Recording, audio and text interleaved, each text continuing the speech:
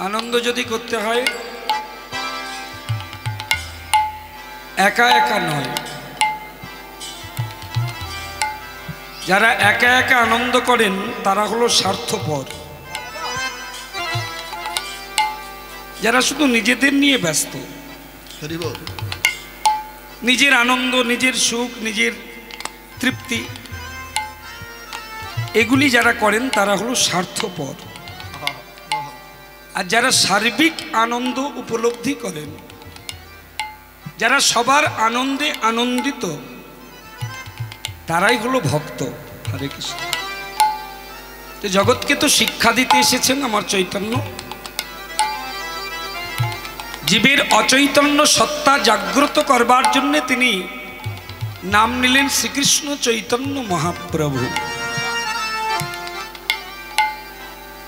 মনে হয় আমরা জেগে আছি মায়েরা, আমাদের মনে হয় আমরা জেগে আছি, আদৌ তা নয়। হ্যাঁ, আদৌ তা নয়। আমরা সংসারে বিছানায়,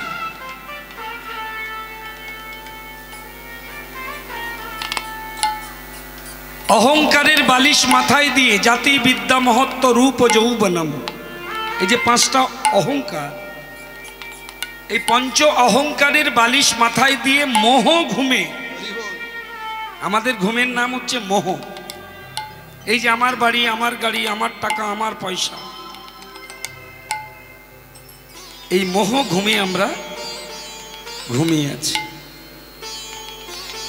আমাদের চেতনা দেবার জন্যে, চৈতন্য সত্তা প্রদানের জন্যে আসতে চৈতন্য মহাপ্রভু এলেন বাংলার মাটিতে। কারণ যেখানে অন্ধকার সেখানেই আলোর প্রয়োজন হয়। একদিকে যেমন আমরা গর্বিত, আমরা আনন্দিত, আমরা উৎফুল্লিত, আমরা প্রফুল্লিত যে গৌরাঙ্গকে আমরা পেয়েছি, এটা যেমন ঠিক তেমন এটাও ঠিক। পুলিশ তখনই গ্রামে প্রবেশ করে যখন গ্রামে অশান্তি হয়। রোগী তখনই ডাক্তারের কাছে যায় যখন ডাক্তারের কাছে যাওয়ার প্রয়োজন হয়। অর্থাৎ পৃথিবীর মধ্যে বহু জাতি আছে, চৈতন্য মহাপ্রভু অন্যান্য জাতির কাছে গেলেন না, আমাদের বাঙালিদের কাছে কেন এলেন? হ্যাঁ, আমরা ভাবলাম আমরা ধন্য, আমরা বিভিন্ন জাতির থেকে আমরা অগ্রগণ্য, আমরা অনন্য, কারণ আমরাই পেয়েছি শ্রীকৃষ্ণ চৈতন্য। এটা যেমন ঠিক তেমন এটাও ঠিক যে বাঙালির অন্তরে অজ্ঞানের অন্ধকার ছিল বলে সেই অন্ধকার দূর করবার জন্য গৌরচন্দ্রের উদয় হলো। বাঙালি যে কতটা অন্ধকার ভালোবাসে বর্তমান সমাজের দিকে তাকালেই বোঝা যায়। আমরা বাঙালিরা আমরা খুব ভালো নেই মা। আজকে হরিবাসরের কীর্তনের ধারা পাল্টে গেছে, ভাবা যায়। কীর্তন আর বেঁচে থাকার মতো দশায় নাই। কোনো রকমে 10টা যদি বেজেছে, রাত্রি 10টা বেজেছে, আর হরিবাসরে ভক্ত থাকার উপায় নেই। আমি তো দেখছি প্রতিটি হরিসভায় 10টা পর্যন্ত মোটামুটি ঠিক আছে, রাত 10টার পরে শুরু হয়ে গেল। প্রাজ্ঞ বিজ্ঞ শ্রোতা ভক্তমণ্ডলী তারা দেখবেন থাকতে চায় না। কেন বলবো না, আপনারা অনুভব করবেন। আপনাদের হরিবাসরের কথা বলিনি, আমি তো আসিনি কোনোদিন, আমি বুঝতে পারছি না, কিন্তু হচ্ছে। আমরা ভক্তি রস থেকে ধীরে ধীরে দূরে চলে যাচ্ছি। এইটাই হচ্ছে আমাদের দুর্বলতা এবং সমস্যা। হরিনাম কেন আমরা আস্বাদন করব?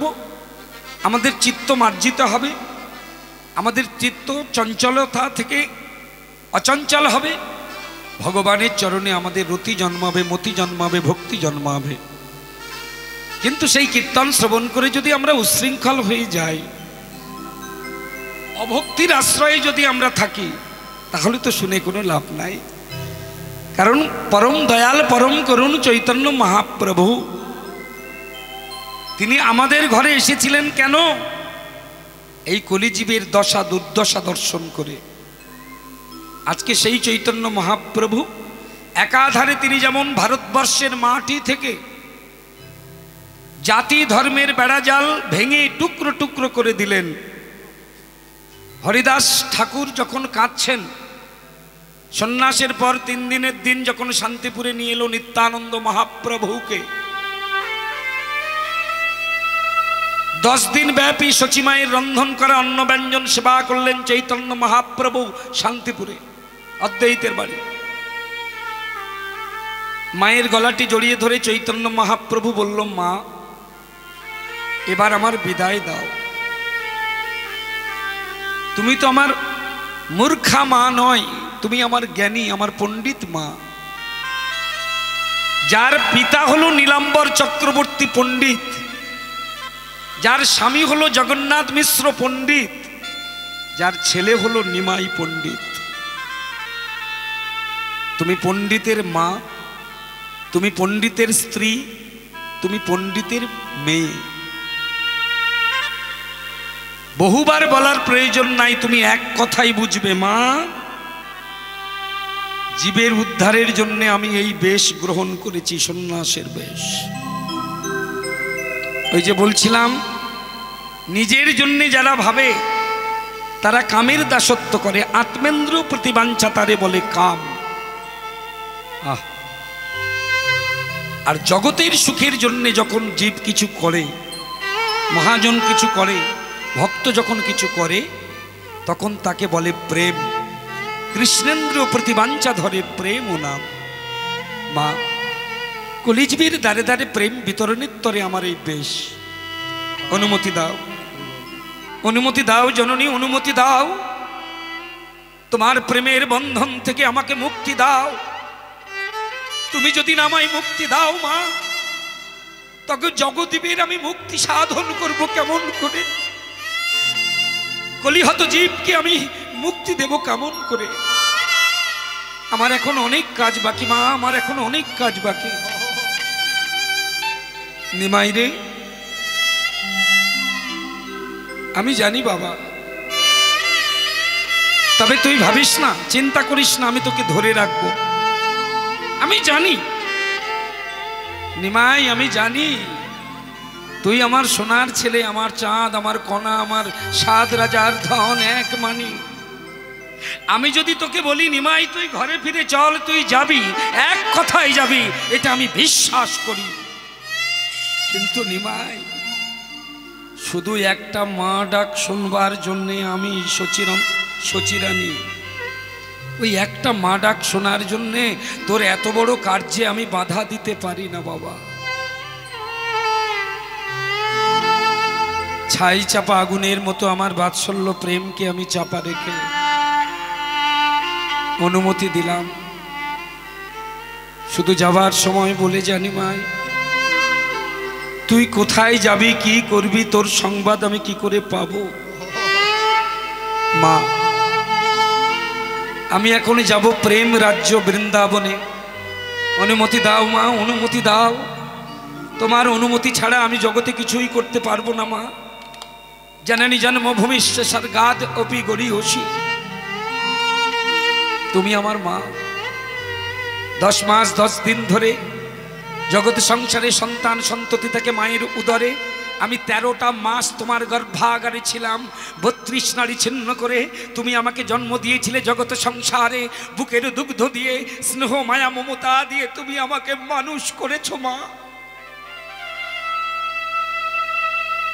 তোমার আশীর্বাদ ব্যতীত কোনোদিন ধর্ম কার্যে আমি স্বাধীন হতে পারবো না, চলতে পারবো না, সার্থক হবে না আমার মনের বাসনা।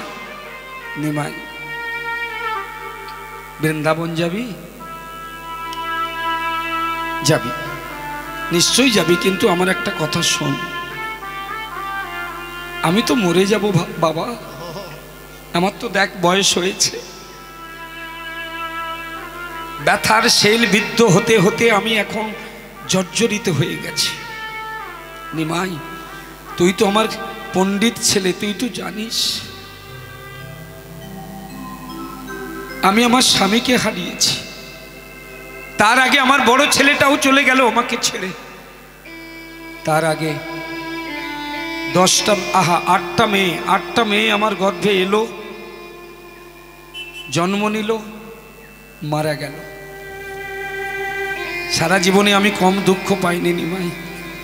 তবু আমি তোকে বলবো না যে তুই ঘরে ফিরে চ, আমি বলছি তুই যাবি বৃন্দাবন, নিশ্চয়ই যাবি, কিন্তু বাবা যে কটা দিন পৃথিবীতে আমি বেঁচে আছি নিমাই, যে কটা দিন আমি পৃথিবীতে বেঁচে আছি, আমার একটা কথা শুনবি বাবা?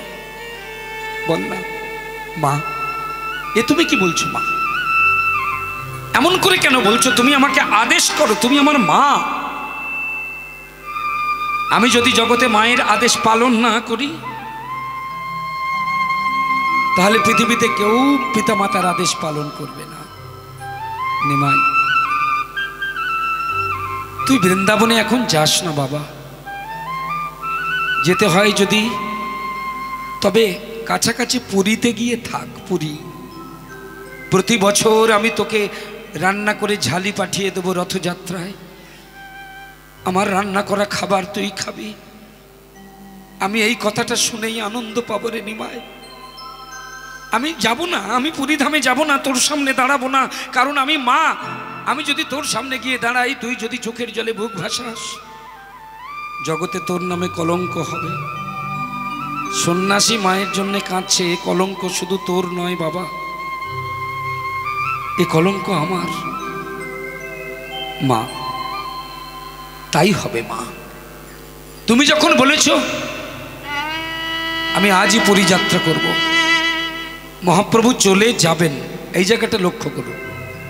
মায়ের কাছ থেকে বিদায় নিয়ে, ভক্তমণ্ডলীর কাছ থেকে বিদায় নিয়ে, অদ্বৈতের কাছ থেকে বিদায় নিয়ে সবেমাত্র শান্তিপুর থেকে বেরোবেন, ঠিক এমন সময় মহাপ্রভুর চরণে এসে পড়লেন একজন, নেড়া মাথা, ছেঁড়া কাঁথা, ছেঁড়া বহির বাস। কেউ তারে শুধাইলে বলে আমি চৈতন্যের দাস। ইনি হলেন ঠাকুর হরিদাস। চৈতন্য মহাপ্রভু চরণটি জড়িয়ে ধরে ঠাকুর হরিদাস বললেন, প্রভু প্রভু, তুমি যদি পুরীতে যাও, তুমি যদি নীলাচলে যাও, তুমি যদি শ্রীক্ষেত্রে যাও, প্রভু তুমি যদি জগন্নাথ ধামে যাও, রথযাত্রায় তোমাকে দেখবার জন্য সবাই যেতে পারবে, সমগ্র বাঙালি জাতি যেতে পারবে। কিন্তু ঠাকুর হরিদাস বলছে তোমাকে দেখবার জন্য সবাই যাবে পুরীতে, কিন্তু আমি তো যেতে পারবো না। কেন? ভালো করে শুনবেন। সেই সময় ভারতবর্ষ শাসন করছে একজন মুসলমান নবাব। ইতিহাস বলছে সেই সময় ভারতবর্ষের নবাব ছিলেন ইব্রাহিম লোদি, তখন বাংলার নবাব ছিলেন শাহেনশাহ হোসেন শাহ। তখনকার দিনে ভারতবর্ষের নিয়ম ছিল হিন্দু রাজ্যে মুসলমান প্রবেশ অধিকার নাই।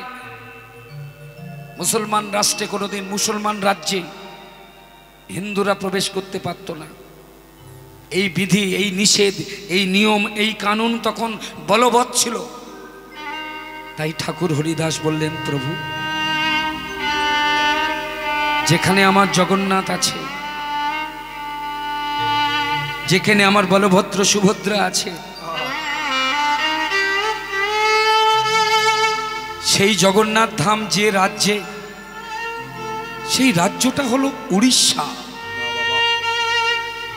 আর উড়িষ্যার যিনি রাজা, তিনি তো মুসলমান নয়, তিনি তো হিন্দু রাজা, গজপতি রাজ প্রতাপ রুদ্র। প্রভু কিন্তু আমি তো মুসলমান, আমার বাবার নাম হাবিবুল্লাহ, আমার মায়ের নাম আমিনা, আমি নিজ ধর্ম ত্যাগ করেছি প্রভু তোমার জন্যে। আমি নিজের ধর্ম ত্যাগ করে, পিতামাতাকে ত্যাগ করে, জন্মভূমিকে ত্যাগ করে তোমার দেওয়া হরিনামকে আশ্রয় করে আমি বেঁচে আছি। আমি কৃষ্ণ ভালোবাসি না, আমি কৃষ্ণ চিনি না। আমি কৃষ্ণ চিনেছি যার জন্য, তিনি হলে তুমি। হ্যাঁ হ্যাঁ প্রভু, তুমি। তোমার চরণে নিবেদিত প্রাণ এই হরিদাসের। বলো প্রভু, বলো, তুমি যদি পুরীধামে যাও তবে আমি কি করে পুরীধামে যাব? আমাকে তো সেখানে যেতে দেবে না, কারণ আমি যে মুসলমান, আর পুরী রাজ্যের রাজা হলো হিন্দু। ওই হিন্দু রাজ্যে তো আমি যেতে পারবো না। মহাপ্রভু হরিদাসকে বুকে জড়িয়ে ধরলেন।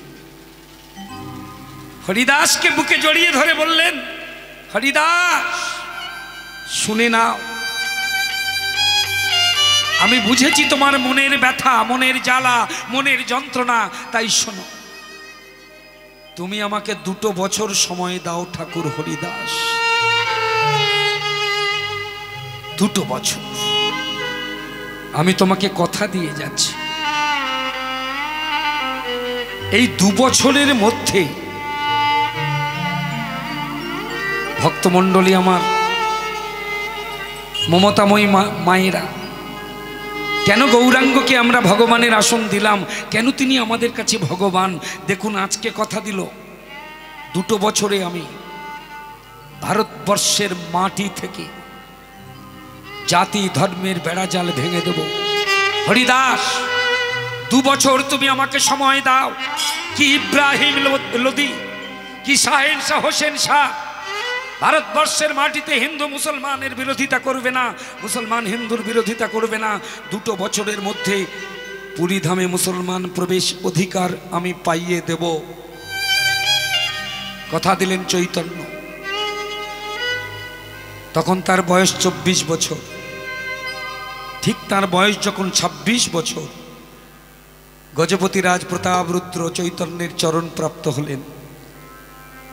মহাপ্রভু বলেছিল, প্রতাপরুদ্র, তুমি আমার পায়ে পড়েছ, কিন্তু পায়ে পড়লেই শুধু শ্রদ্ধা জ্ঞাপন নয়। আস্তে মায়েরা, প্রণাম করলেই গুরুকে সম্মান করা হলো তা কিন্তু নয়। ও প্রণাম অনেকেই করে, পিতামাতাকে প্রণাম করলাম মানে আমার ঋণ শোধ হয়ে গেল, তা কিন্তু নয়।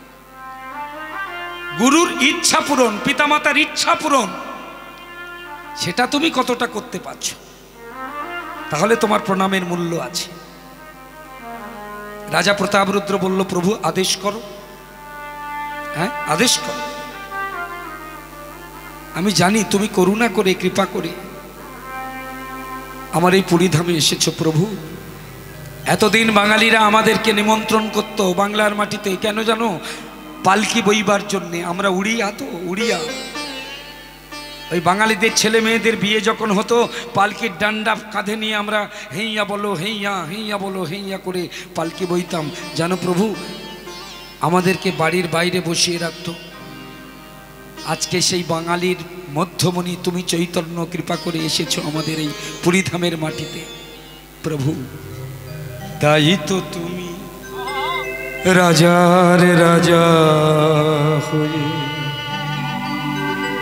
তাই তো তুমি রাজার রাজা হয়ে, ও গো আমার হৃদয় লাগি ফিরছ কত মনোহর বেশে প্রভু, নিত্য আছো জাগি, তাই তো তুমি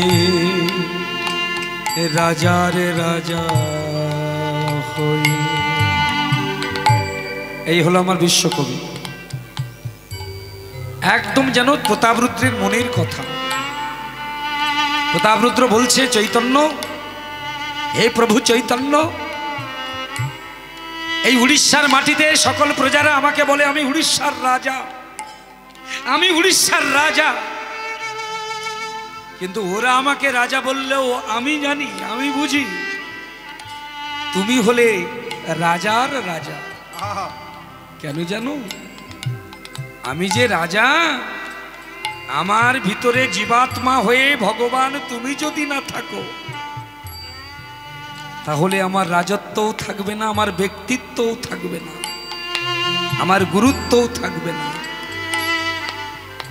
তাই তো তুমি রাজার রাজা ওগো আমার হৃদয় লাগি ফিরছ কত মনোহর বেশে প্রভু নিত্য আছো জানি। তাই তো তুমি হেথা এলে নেমে আমারি প্রেম ভক্ত প্রাণের প্রেমে। তাই তো তুমি হেথা এলে নেমে আমারি প্রেম ভক্ত প্রাণের প্রেমে। মূর্তি তোমার যুগল সম্মেলনে প্রভু নিত্য বিরাজিছে। কত সুন্দর কথা না? তাই তো তুমি হেথায় এলে নেমে। তুমি উচ্চ জাতিতে জন্ম নিয়েছো, তুমি ব্রাহ্মণ কুলোদ্ভব ও ব্রাহ্মণ সন্তান, তুমি সমাজের উপরে বাস করা একটি মানুষ, আর সন্ন্যাস ধর্ম নিয়ে তুমি আমাদের মতো ছোট লোকগুলোর কাছে, নিজ জাতির কাছে নিচে নেমে এসেছো। তাই তো তুমি হেথায় হেলে নেমে। তাই তোমার আনন্দ আমার ওগো, তাই এসেছো নিচে আমার, নইলে ত্রিভুবনে স্বর তোমার প্রেমে হবে যে মিছে। তাই তোমার আনন্দ আমার তাই তোমার আনন্দ আমার তাই তোমার আনন্দ আমার তাই তোমার আনন্দ আমার পর। মনে রাখবেন, বাংলা ভাষা এটা।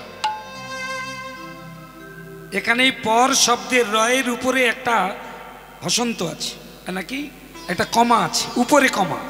এই উপরে কমা থাকলে তাহলে বাংলা ভাষা যারা ভালো বোঝেন তারা জানেন এটা উজ্জ, একটা অক্ষর এখানে উজ্জ আছে। তাই তোমার আনন্দ আমার পর। যেমন ইংরেজিতেও আছে ডু নট, যদি ডু নট লিখতে হয় DONOT লিখতে লাগে না, DO লিখে উপরে একটা কমা দিয়ে T দিয়ে দিলে তাহলে ওটাই ডু নট, NOটা দেওয়ার দরকার নেই। ইংরেজিতে যেমন উজ্জ আছে, আমাদেরও তাই আছে।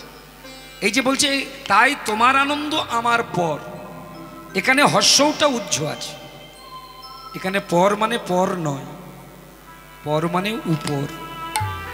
আমাদের এই নিচু জাতিদের উপর তোমার এত আনন্দ, আমাদের উপর তোমার এত আনন্দ, তুমি তাই এসেছো নিচে। কিন্তু আমাদের যদি প্রেম ধনে ধনী না করো, আমাদের কৃষ্ণ নাম যদি না দাও, আমাদের কৃষ্ণ প্রেম যদি না প্রদান করো, তবে তুমি যে প্রেমিক ঠাকুর গৌর হরি, তুমি যে প্রেমের ঠাকুর গৌরাঙ্গ, তোমার এই প্রেম হবে যে মিছে। সেই প্রেমের মূর্তি গৌরাঙ্গ আমার। তিনি আজকে ভারতবর্ষের মাটিতে সমস্ত জাতি ভেদ দূর করলেন। শুধু এখানে শেষ? গৌরাঙ্গের গুণের কথা বলতে গেলে আর লীলা কীর্তন করা যাবে না, এইভাবে চলতে থাক। এরপরে যেটা নিয়ে আমাদের আলোচ্য, মহাপ্রভু কি দিলেন? কোন যুগে কোন কালে দেব দেবতা যক্ষ রক্ষ গন্ধর্ব কিন্নর মুনি ঋষি দানব মানব, কাউকে যে বস্তু দেয়নি মহাপ্রভু তাই দিয়েছেন। কি? বৃন্দাবনের অপ্রাকৃত প্রেম মাধুর্য। হরে কৃষ্ণ।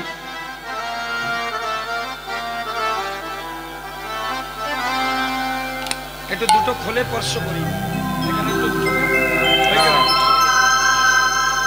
এইবার ওইদিকে তাকানো। এই মালা নিতাই গৌর হরি বল, হরি বল, হরি বল, হরি বল। এ মালা শুধু আমার নয়, আপনাদের প্রতিনিধি রূপে আমি গ্রহণ করছি, অনুমতি দিন। নিতাই গৌর হরি বল, হরি বল।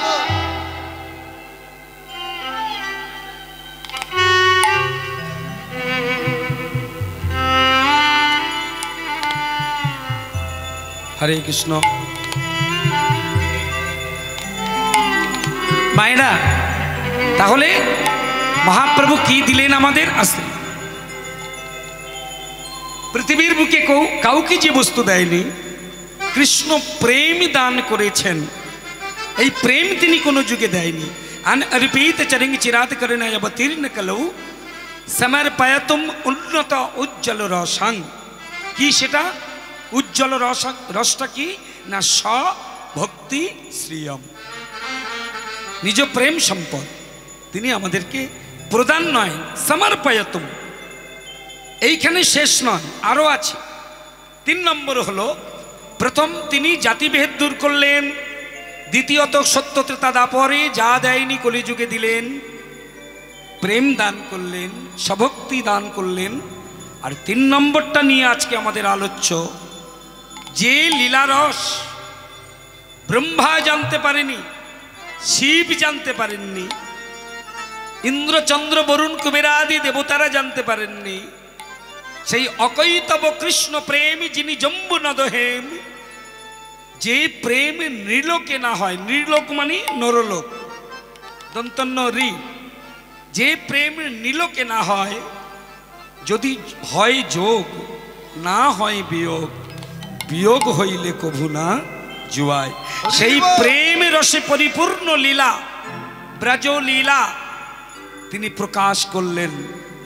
এই যে বেলা ডুবে যাচ্ছে, সূর্য অস্তাচলগামী, অস্তাচলগামী সূর্যের রক্তিম প্রভায় উদ্ভাসিত পশ্চিম গগন, এই পুণ্য সময়ে আমরা এই সময় বৃন্দাবনে যে লীলা স্মরণ চলছে তত্ত্বের মধ্য দিয়ে, কীর্তন তো শুধু তথ্য নয়, মনে রাখবেন বাবা, পুরাণের গল্প, রামায়ণ মহাভারতের গল্পগুলো তত্ত্ব নয়, ওগুলো তথ্য। বোঝা গেল? আর তত্ত্ব হচ্ছে জীবনের কথা বলে, প্রাণের কথা বলে আমাদের। এই তত্ত্বের মধ্য দিয়ে আমরা আজকে আস্বাদন করব এই সময়ের লীলা। শাস্ত্রে বলছে লীলা স্মরণ করতে গেলে, এখন তো সিলেবাস কেউ মানে না, কিন্তু কে মানে না কে মানে সেটা বলতে যাব না। আমি অন্তত পক্ষে চেষ্টা করি সময় কালোচিত লীলা আস্বাদন করা উচিত। চলুন আমরা চৈতন্যের কৃপা পেতে নবদ্বীপে যাব মায়েরা। নবদ্বীপে গিয়ে চৈতন্য বললে চৈতন্য পাবেন না, গৌর বললে গৌর পাবেন না। গৌর পেতে গেলে কাকে ডাকতে হবে? জোরে বলুন, কাকে? যেমন বৃন্দাবনে কৃষ্ণ পেতে গেলে হা কৃষ্ণ জয় কৃষ্ণ বললে কৃষ্ণ পাবেন না, বৃন্দাবনে কি বলতে হয়? জয় রাধে বা রাধে রাধে। তেমন যার ধাম তার নাম নাই, কৃষ্ণের ধামে রাধারানীর নাম, তেমন গৌরাঙ্গের ধামে নিত্যানন্দের নাম। বলে বলে অবধূত শ্রীপাদ নিতাই চাঁদ কি, জোরসে বলুন, নাম দাতা প্রেম দাতা দয়াল নিতাই কি, বলো বলো নিতাই চাঁদ কি, বলো বলো নিতাই চাঁদ কি, বলো বলো নিতাই চাঁদ কি, সবাই বলেছেন। আজকে সেবা সঙ্গনে থেকে ভক্তগণকে নিয়ে প্রভু আমার এই সময়ে পতিত পাবনী সুরধ্বনির তীরে এসে দাঁড়িয়েছেন। সুরধ্বনির তীরে, সুরধ্বনি মানে গঙ্গাগম। আস্তে আস্তে আস্তে, এখন নদীর তো একটা তীর নয়, এগুলো বুঝতে হবে, এই কথাগুলি অনুভব করতে হবে। নদীর কটা তীর? মায়েরা বলুন, নদীর তীর কটা? তীর মানে পাখি মারা তীর নয়, তীর মানে কুল, তীর মানে আবার কুল মানে সেই খাওয়া কুল নয়, আবার কুল মানে বংশ নয়। কুল মানে বংশ হয়, বাপ কুল, শ্বশুর কুল, মাতুর কুল, গুরু কুল। তাহলে নদীর কুল, কুল মানে তীর। এই নদীর তীর হলো দুইটি। আমরা গঙ্গার কোন তীরে আছি? পশ্চিম তীরে, যেখানে আমার গৌরাঙ্গ আছে। সুরধ্বনি তীরে আমার গৌর ও কিশোর। 500 বছর আগের লেখা, আমাদের বাঙালির অনন্য সম্পদ বৈষ্ণব পদাবলী।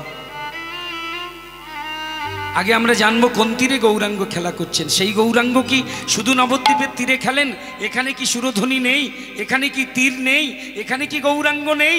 তাহলে এখানে লীলা স্মরণ হবে কি করে? এটাই তত্ত্ব কথা। ভালো করে তাকিয়ে দেখুন মা, এই সুর সহকারে উঠছে হরিনামের ধ্বনি, সুর ও ধ্বনি, এটাই হলো সুরধ্বনি। আর সুরধ্বনি গঙ্গার সৃষ্টি কোথায়? যারা জিওগ্রাফি মানে ভূগোল পড়েছেন, আস্তে আস্তে আস্তে, যে সকল মায়েরা পড়াশোনা করেননি এখন জেনে নিন একটু, যারা করেননি করেননি, যারা করেছেন বা করেছিলেন বা করছেন জেনে নিন। গঙ্গা জন্ম নিয়েছে উত্তরে হিমালয়ের পাদদেশে, গঙ্গোত্রী হিমবাহ, একটা হ্রদ থেকে গঙ্গা শুরু হয়েছে, ক্রমশ উত্তর থেকে দক্ষিণে প্রবাহিনী হয়ে মহাসমুদ্রে বিলীন হয়েছে। তাহলে গঙ্গার জন্ম কোন দিকে? কোন দিকে? কি বললাম? হা করে শুধু শুনলে হবে না, বুঝে বুঝে বাড়ি যেতে হবে।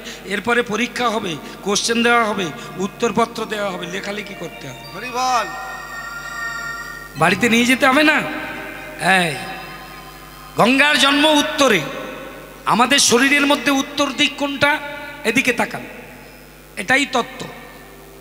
আমাদের শরীরের মধ্যে উত্তর দিক হচ্ছে নিম্নাংশ, নিচের দিক, এইটাই উত্তর।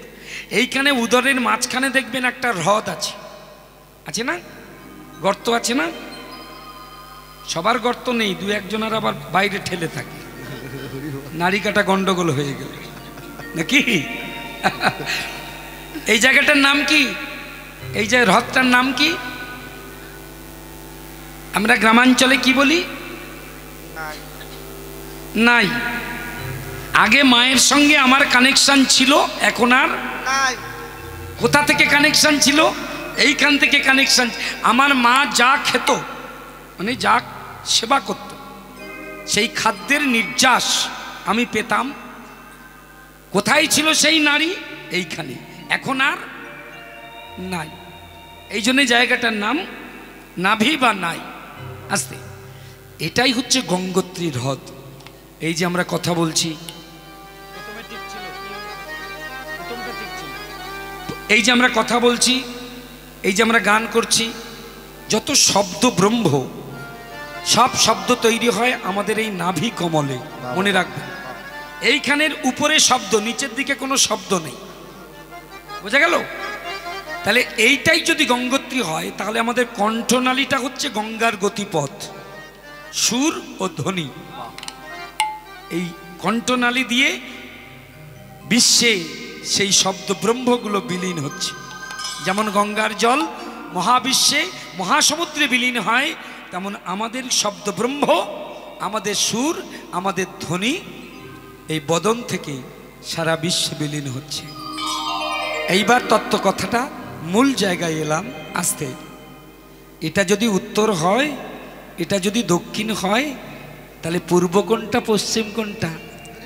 কি গো, এটা উত্তর, এটা দক্ষিণ, তাহলে পূর্ব কোনটা হবে? এটা পূর্ব, এইটা পশ্চিম। হরি বল। এইবার প্রত্যেকের এই জায়গাটা চেপে ধরে দেখুন, এইখানে গৌর সুন্দর নাচিছে,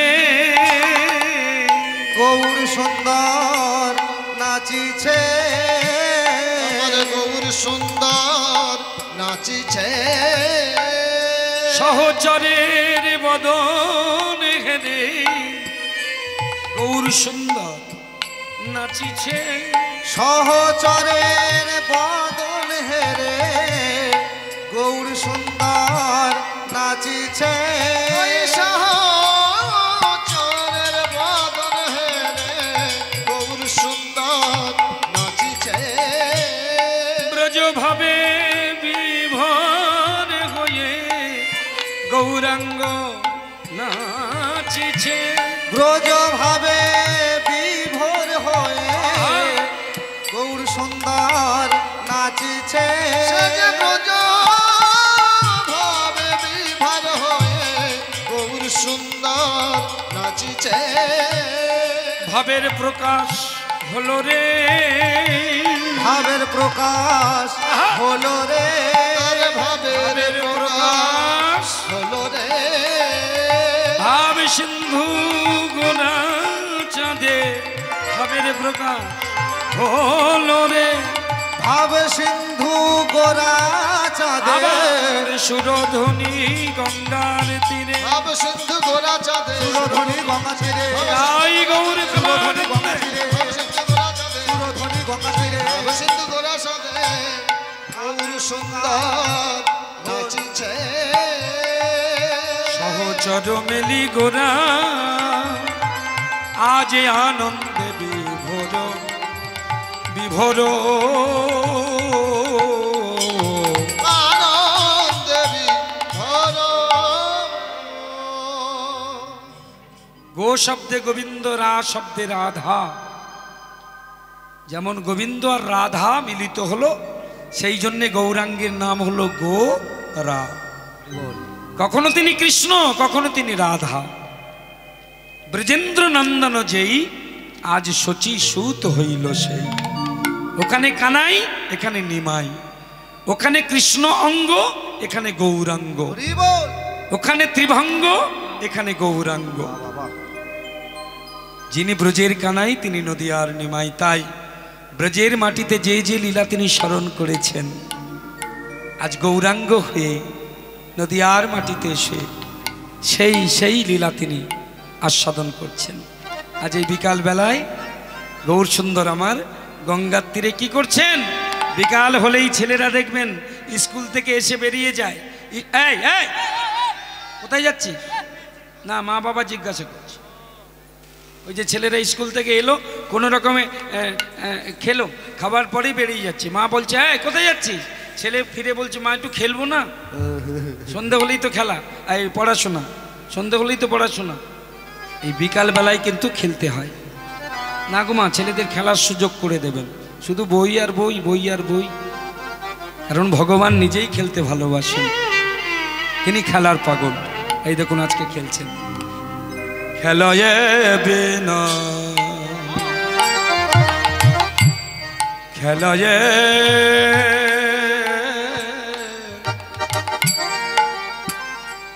খেলয়ে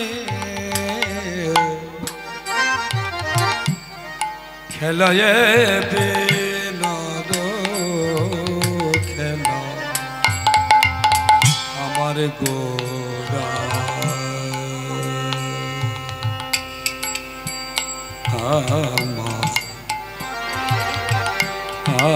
আমার গোরা বনমালী খেলয়ে বিনোদ খেলা গোরা বনমালী মালী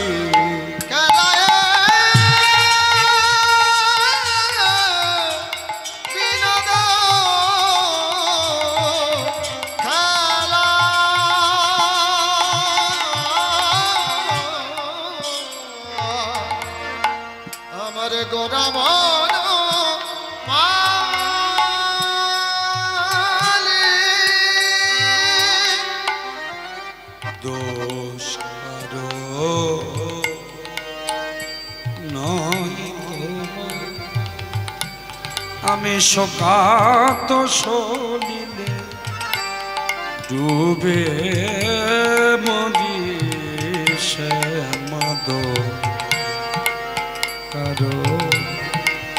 গানটি শুনেছেন না? এটা আমার মায়ের গান, কিন্তু এই রাগটি হচ্ছে একটি বাঙালির প্রিয় রাগ। রাগটি হচ্ছে ভীমপলেশ্বরী।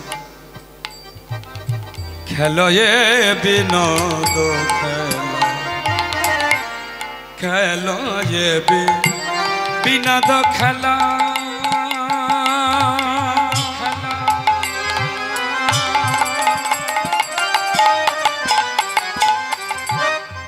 গোরা বন মালি মালি খেলাই বিনোদ খেলা আমার গোরা বন মালে খেলায়ে রে গা রে গা রে গা সাগা রে সানি। হরি বল। পানি নি সাগা রে সরে নিসা, খেলায়ে বিনোদ খেলা গোরা বন মালি। খেলাই বিনোদ খেলা গোরা বন মালে ওগো পুলিন বিহারু বিহারু করি, আজ লয়ে ভকত মণ্ডলী।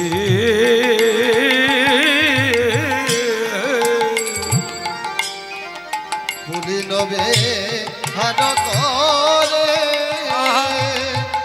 আজ ভকত মণ্ডলে ভকত মণ্ডলে খেলয়ে বিনোদ খেলা গোরা বনমালী। গৌর সুন্দর আমার সুরধুনির তীরে খেলা করেন। কোন খেলা?